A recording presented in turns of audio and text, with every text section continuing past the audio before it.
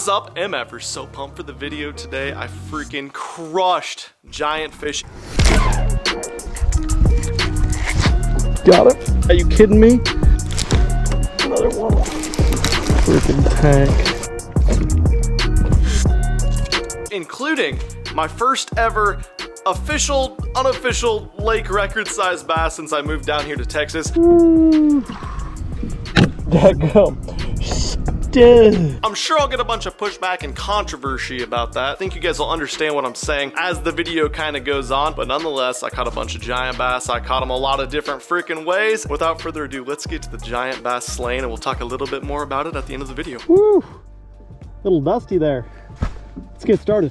Okay, guys, this doesn't look like much to you, but it makes the most sense to me. We have a giant creek arm that is littered with standing timber. I'm gonna start at the mouth.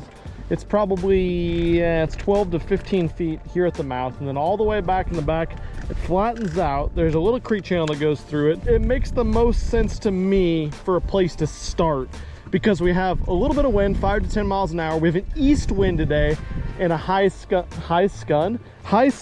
no clouds in the sky. And generally, what I have in mind, especially now that it's kind of a cold front, water's down to 54, which is actually cooler than it's been. Everything is lining up in my brain for these fish to be sitting in these trees suspended.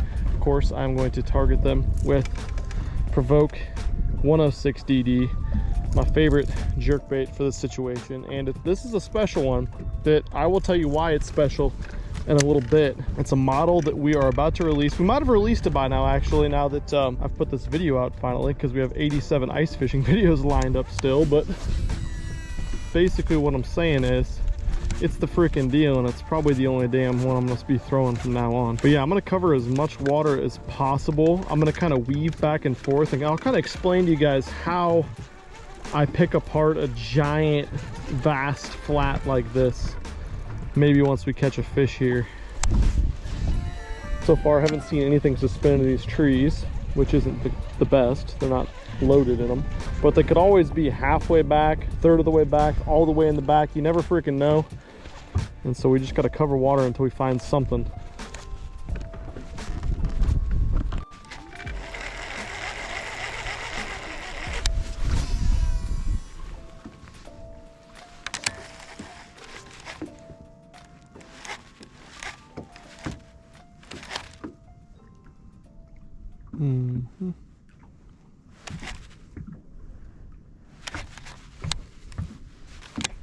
Come get it. Come get it.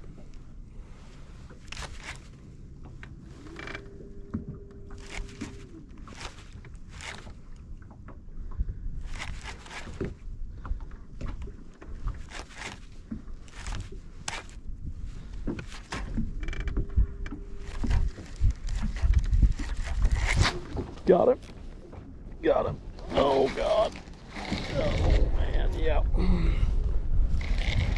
Old tanker on the deep provoke. Mr. Suspendo in the tree guy. Just a cold, lethargic beauty that wants to be on the other side of the boat and not right here.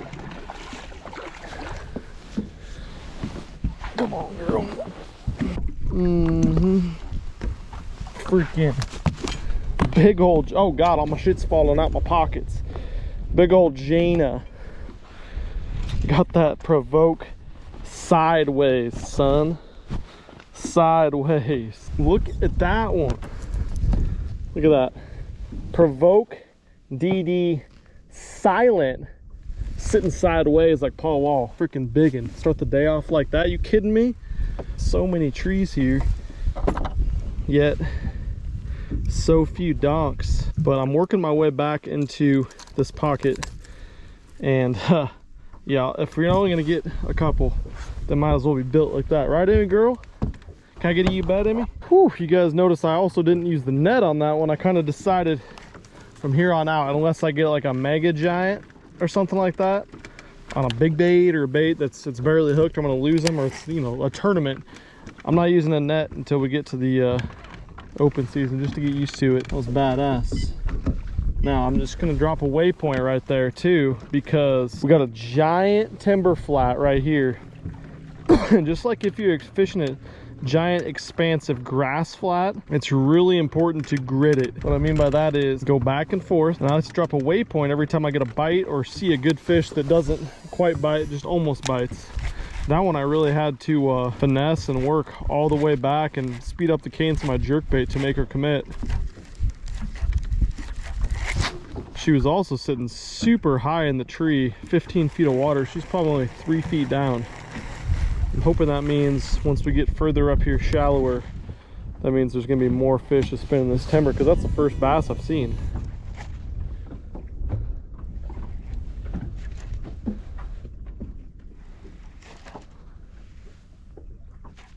Got him. Got him right here. Got him right here. Took some damn finessing to figure him out. That dude was down on the bottom.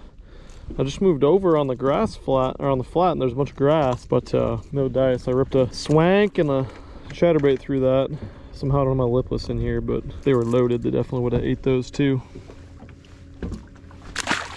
Nice little fish.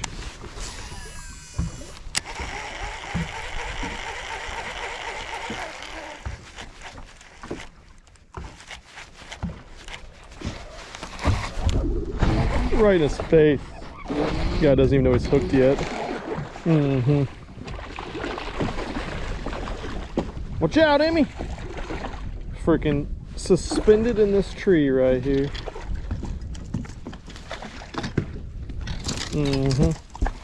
Little beefier than I probably should have boat fripped him, but another jerking fish.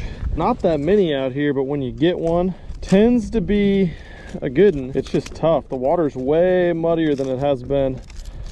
It was all last year anyway. I haven't been here in like 5 months, but another solid one. 5 pounder or so. You bet. Should we get them on the board? Let's put them on the board up here. Just got to get some damn rods out of the way. Got this MF'er measuring board. We might as well use the dang thing, right? All right. Zeros, 20.5 inches.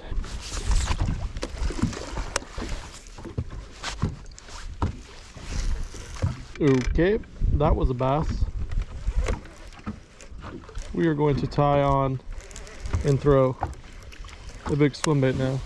Oh my god, that's a bass that just ate something. He's choking on a freaking bait fish. It's stuck in his damn throat. Let's see if he's gonna jump again. Yep.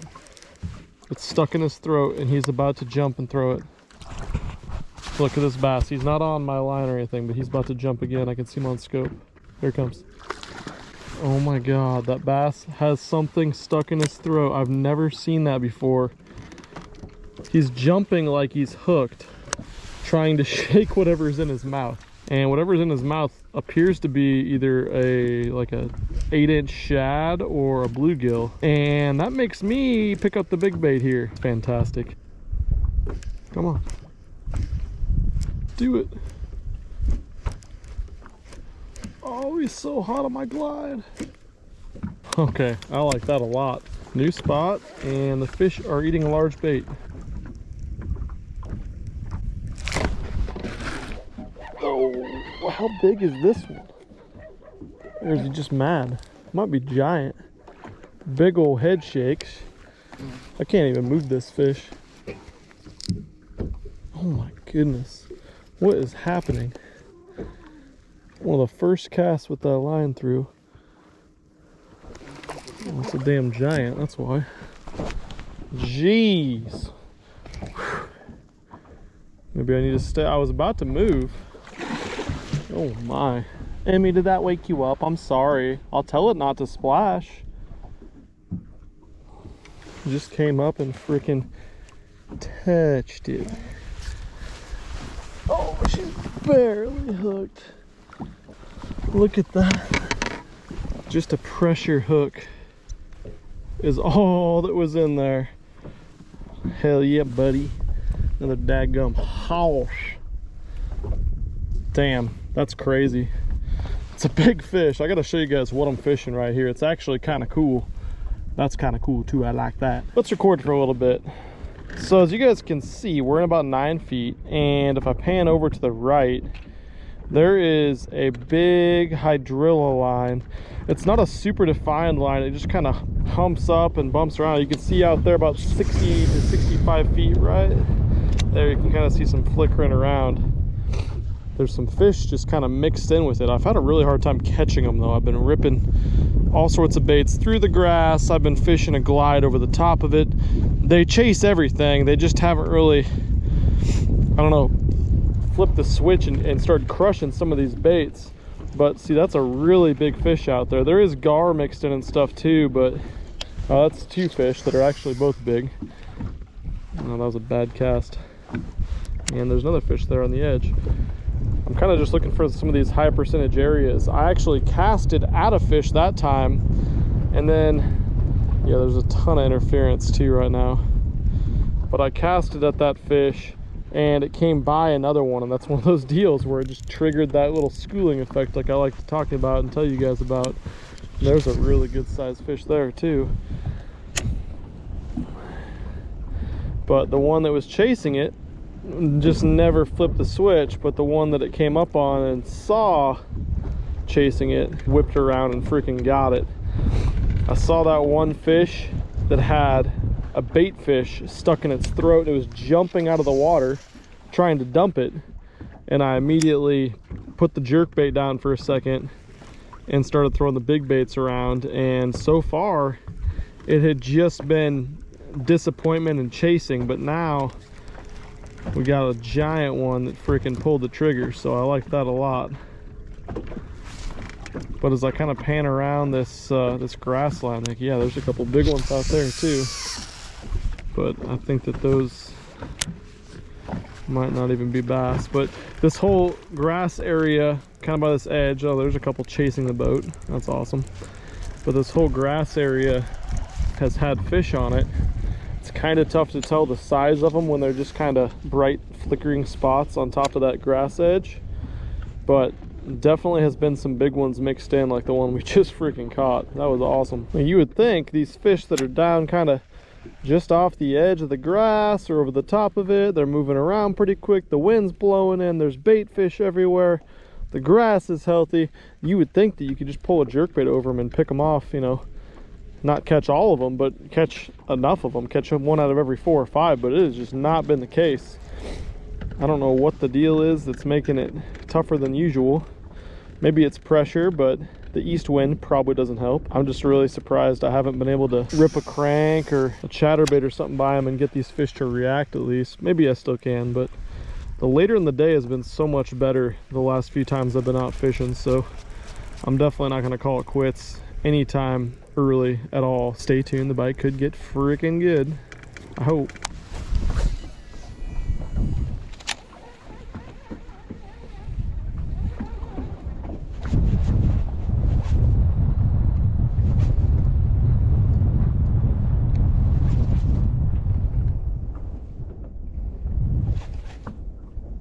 Oh, you're so big, please do it. Got it. Yes, yes. Stay out of the tree. Stay out the tree. God, it's like only freaking big ones bite today. Is he just long or what? I don't know. It's a freaking haul. Look at this one. Here we go, putting together a little bag right here, guys.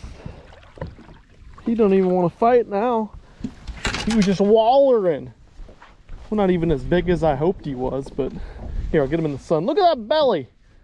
That thing will make a freaking eclipse. There's not a lot of them out here, but when they are, I mean, that's probably close to a 5-pound fish. That son of a bitch is heavy. This guy has been the deal. 106DD silent. Pressured fish, tough conditions, silent is the deal today. And for a lot of days. All right, one more stop for the day. We are back to the little grass area that had them wolf packs kind of blasting around the grass edge. I am excited to see if they are back here, and hopefully we've let them calm back down and group back up again.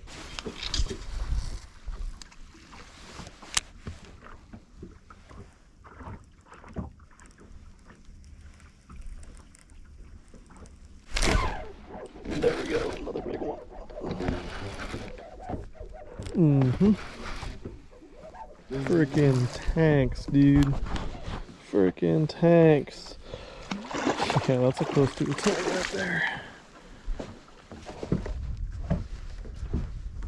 That is close to a 10 right there.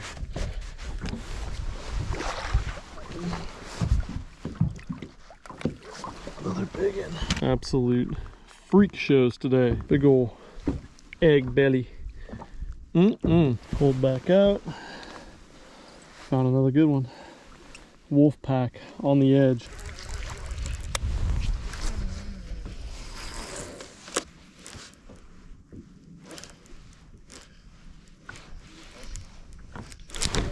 Another one. Oh, first one on a glide today.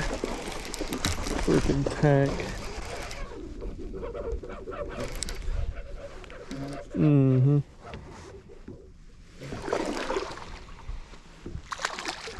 First one on the glide today. Finally got one to eat the big bait though. Back camera wasn't on. Big girl. Way smaller than the ones we got earlier though. Fun. That fish was just like way hotter than the majority that we've seen. Came from a distance. I actually threw it a different fish and she came out of nowhere and closed the gap and got it.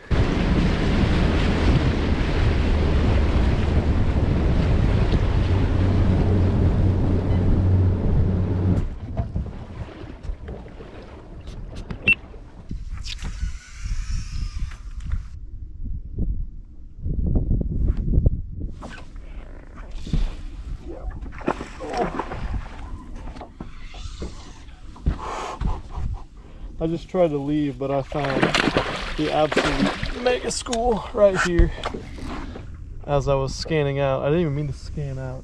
I was just, I don't know why I didn't run. They are freaking loaded right here, and there's not even anything to it. And I don't know, there's so many of these big ones right here. How many times do I gotta say? There are so many of them right here. I don't know if you guys can see anything that's happening. This has been a very special day.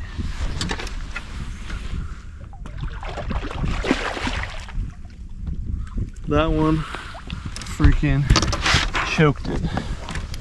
Another line through fish. Oh my goodness. Look where he got that. Whew. Son. Alright, let's try that again.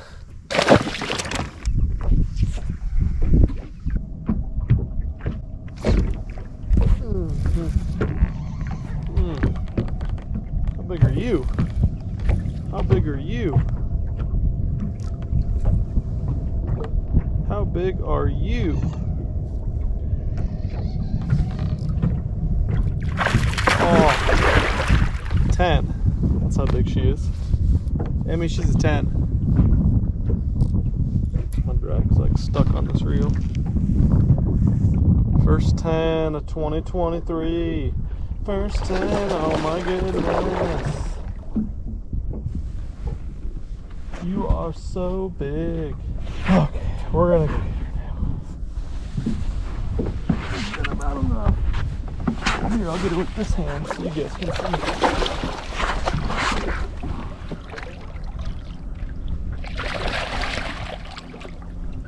Woo.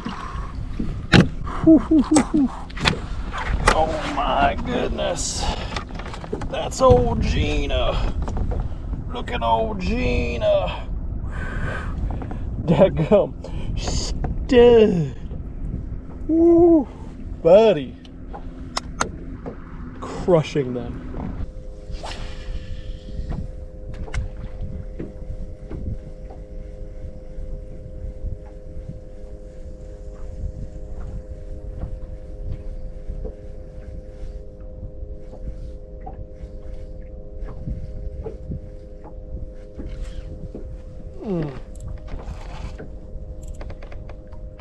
Freaking donk. Freaking donk.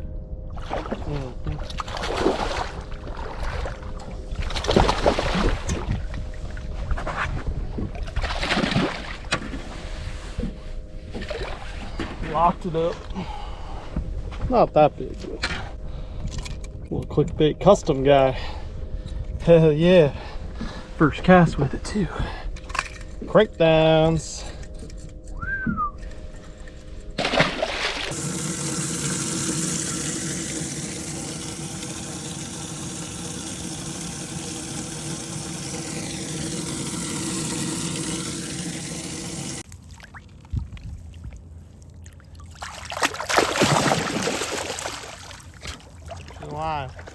Okay, so a lot of you guys are probably like, why didn't you get that certified? Why didn't you turn it into the ShareLunker program? You could have had a lake record with that bass. Well, there's several reasons. I'm not going to tell you why precisely I didn't do it, because it kind of gives away the lake that I caught it at, and that's the biggest reason I didn't turn into it as a ShareLunker, and why I haven't turned my other ones in as well, because I'm not trying to blow out these fisheries, which aren't giant bodies of water, because I want them to be good for the people that continue to fish them, including myself. Now, the reason I didn't weigh all these fish during the video was because I went to weigh the first one, and my damn scale was out of batteries, so that was freaking awesome. But I knew that one big one was a special one. Obviously, I knew it was over 10 pounds, but I didn't have a scale, so I threw it in the live well until I was done fishing, which only ended up being about 15 or 20 more minutes because the sun was going down. Took it back, got the batteries out of my truck in the glove box, and put them in the scale. Could not believe the size of that fish when I weighed it. I honestly thought it was like a 12 or 13 pounder, but it was so thick. It was almost 27 inches long. I should have freaking known. But to be honest, I realized that my job is to put out content for you guys and to film and everything. But right now, and ever since I got back from the ice fishing trip, my entire focus, every lake I've gone to, every way that I've fished, and really every cast I've made, and organization and minute that I've used of my time has gone into mentally and physically preparing for the open tournament schedule. And so it's not important to me now, and really it never has been, to get these trophies or a certificate that says I caught a big bass. You guys saw the bass. It was badass, and I know where I caught it. A lot of you guys probably fish it and know where I caught it, but we have video documentation of everything. It's not like I could lie about the video. It freaking happened. You guys watched it. And yeah, on to the next big bass catching adventure, which, by the way, the next couple days I have some tournament videos for you guys. I can't wait to show you those. I have until the opens here the next couple weeks. I have some really good tip videos. I got some members only videos. I just dropped one the other day, and I'm going to be doing a whole lot of this, taking tackle out of this boat, getting it organized and ready for that first open at Lake Eufaula. A lot of people have been asking questions about that and the entire open series. I made the one video and haven't really talked about it since, and you guys know how the algorithms work. Not everybody sees every single video with notifications and stuff. But yeah, 9 tournament open schedule coming up. March 3rd's the first one. It's going to be incredible. 250 guys fishing it. 177 guys, I think, are fishing all 9. And the top 9 guys in points at the end of the year qualify for the Bassmaster Elite Series. And everybody that wins one of those, as long as they're fishing the 3 in that division, which there's 3 different divisions, 9 total tournaments, kind of confusing, but everyone that wins one of these opens qualifies for the Bassmaster Classic, which probably is my biggest goal. It's been a dream since I was a kid to fish that, especially when I started attending these classics, and man, it would be unbelievable. I don't expect to win it. I don't even expect to fish a day 3, which is the top 10 in any of these events, because this is the toughest open field of all time. I'm not just saying that. A lot of people are saying that. These guys are absolute hammers. I fished with a couple of my buddies. You're going to see some of those guys on the road with us. Of course, Coleslaw's going with us. We're going to film them. People have been asking like crazy, you going to film the opens? Of course I'm going to film the opens, guys. I'm going to give you guys the best experience I possibly can. And yeah, back to spending every minute of my free time doing this. If you guys like this video, please subscribe to the channel. I would love if you did that and comment down below. And yeah, I'll catch you guys tomorrow, actually, for another video. Didn't want to put this video out today, which is Sunday, for the Super Bowl, because everyone's watching the Super Bowl. So got off our schedule a little bit, but now we're going to have probably Monday, Tuesday, Thursday this week video, plus a Wednesday members only video. I'll put the little link down below if you guys want to see that video. It's going to be a good one, and be a member. So I'll catch you guys very soon. I'm out of here. Peace.